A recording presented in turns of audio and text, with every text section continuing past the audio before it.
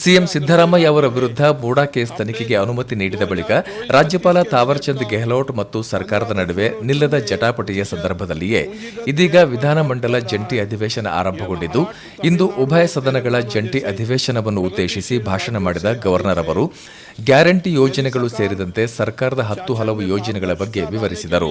ಜಂಟಿ ಅಧಿವೇಶನವನ್ನು ಉದ್ದೇಶಿಸಿ ಮಾತನಾಡಿದ ರಾಜ್ಯಪಾಲರು ಕೃಷಿ, ತೋಟಗಾರಿಕೆ, ಮೂಲಭೂತ ಸೌಕರ್ಯಗಳು, ನೀರಾವರಿ, ಶಿಕ್ಷಣ ಮತ್ತು ಆಹಾರ, ಸಣ್ಣ ಕೈಗಾರಿಕಾ ಕ್ಷೇತ್ರಗಳು ಸೇರಿದಂತೆ ಮುಂತಾದ ಇಲಾಖೆಗಳ ಇಲ್ಲಿಯವರೆಗಿನ ಸರ್ಕಾರದ ಸಾಧನೆ ಮತ್ತು ಮುಂದಿನ 1 ವರ್ಷದ ಮುನ್ನೋಟವನ್ನು ವಿವರಿಸಿದರು. कर्नाटक को $1 ट्रिलियन की अर्थव्यवस्था बनाने के लिए व्यापक और प्रभावी प्रयास किए जा रहे हैं. इसके साथ ही कर्नाटक को लोगों के लिए स्वास्थ्य, शिक्षा, स्वच्छता और स्थिर कृषि वाला राज्य बनाने के लिए भी हर संभव प्रयास किए जा रहे हैं. ಇಲ್ಲಿಯವರೆಗೆ ಸರ್ಕಾರ 5 ಗ್ಯಾರಂಟಿ ಯೋಜನೆಗಳಿಗೆ 70,000 ಕೋಟಿ ಹಣವನ್ನ ಜನರಿಗೆ ವರ್ಗಾಯಿಸಿದೆ. ಪ್ರಾದೇಶಿಕ ಅಸಮತೋಲನವನ್ನ ಹೋಗಲಾಡಿಸಲು 37,662 ಕೋಟಿ ಹಣವನ್ನ ವಿನಿಯೋಗಿಸಲಾಗಿದೆ. ಜಾಗತಿಕ ಹೂಡಿಕೆದಾರರ ಸಮಾವೇಶವನ್ನು ಯಶಸ್ವಿಯಾಗಿ ನೆರವೇರಿಸಲಾಗಿದ್ದು 10.27 ಲಕ್ಷ ಕೋಟಿ ಮೊತ್ತದ ಹೂಡಿಕೆಯ ಒಡಂಬಡಿಕೆಗೆ ಸಹಿ ಹಾಕಲಾಗಿದೆ.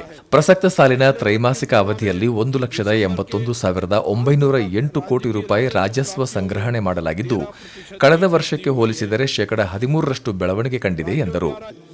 पिछले वर्ष की तुलना में दिसंबर के अंत तक राज्य की राजस्व प्राप्तियों में 13% की वृद्धि हुई है.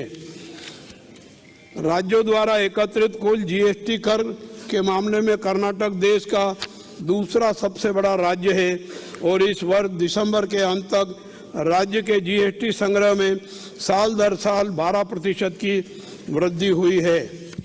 ಇದಕ್ಕೂ ಮುನ್ನ ವಿಧಾನಸೌಧದ ಪೂರ್ವ ದ್ವಾರದ ಮೂಲಕ ವಿಧಾನಸೌಧದೊಳಕ್ಕೆ ಹೆಜ್ಜೆ ಹಾಕಿದ ಗವರ್ನರ್ ಅವರಿಗೆ ವಿಧಾನಸಭಾಧ್ಯಕ್ಷ ಯುಟಿ ಖಾದರ್, ವಿಧಾನ ಪರಿಷತ್ ಸಭಾಪತಿ ಬಸವರಾಜ ಹೊರಟ್ಟಿ, ಡಿಸಿಎಂ ಡಿಕೆ ಶಿವಕುಮಾರ್ ಅವರು ಸಾಥ್ ನೀಡಿದರು. ಬಳಿಕ ರಾಜ್ಯಪಾಲರು ಸಚಿವರಾದ ಕೆಎಚ್ ಮುನಿಯಪ್ಪ ಅವರ ಕೈಕುಲುಕಿ ಮಾತನಾಡಿಸಿದರು. ಇದಾದ ಬಳಿಕ ಸಿಎಂ ಆಸನದ ಬಳಿ ಸಾಗಿದ ಅವರು ಶಿಷ್ಟಾಚಾರದಂತೆ ಮುಖ್ಯಮಂತ್ರಿಯವರನ್ನು ಕಂಡು ಹಸನ್ಮುಖಿಯಾಗಿ ಮಾತನಾಡಿಸಿದರು. ವಿಶ್ವವಿದ್ಯಾಲಯಗಳ ಮೇಲಿನ ರಾಜ್ಯಪಾಲರ ಪರಮಾಧಿಕಾರವನ್ನು ಸಿದ್ದರಾಮಯ್ಯ ಸರ್ಕಾರ ಮೊಟಕುಗೊಳಿಸಿದ ಬಳಿಕ ರಾಜ್ಯಪಾಲರು ಮತ್ತು ಸರ್ಕಾರದ ನಡುವಿನ ಸಂಬಂಧ ಹಳಿಸಿದಂತಿತ್ತು. ಆದರೆ ಜಂಟಿ ಅಧಿವೇಶನದ ಸಂದರ್ಭದಲ್ಲಿ ಉಭಯ ನಾಯಕರು ಅದೆಲ್ಲವನ್ನು ಬದಿಗಿಟ್ಟು ಪಾಲ್ಗೊಂಡಿರೋದು ಕಂಡುಬಂತು. ಮತ್ತೊಂದೆಡೆ ರಾಜ್ಯಪಾಲರ ಕುಲಾಧಿಪತಿ ಸ್ಥಾನಕ್ಕೆ ಸರ್ಕಾರ ಕತ್ತರಿ ಹಾಕಿದೆ ಎಂದು ಆರೋಪಿಸಿ ಪ್ರತಿಪಕ್ಷ ನಾಯಕ ಆರ್ ಅಶೋಕ್ ಮತ್ತು ಬಿಜೆಪಿ ರಾಜ್ಯಾಧ್ಯಕ್ಷ ಬಿವೈ ವಿಜೇಂದ್ರ ಅವರ ನೇತೃತ್ವದಲ್ಲಿ ಬಿಜೆಪಿ ಸದಸ್ಯರು ಭಿತ್ತಿ ಪತ್ರಗಳನ್ನು ಹಿಡಿದುಕೊಂಡು ವಿಧಾನಸೌಧದ ಕೆಂಗಲ್ ಗೇಟ್ ಮುಂಭಾಗ ಪ್ರತಿಭಟನೆ ನಡೆಸಿದರು. ಇಡೀ ಭಾಷಣವನ್ನು ಕೇಳಿದ್ರೆ ಅಭಿವೃದ್ಧಿಯ ಬಗ್ಗೆ ಚಕಾರವನ್ನೇ ಎತ್ತಿಲ್ಲ.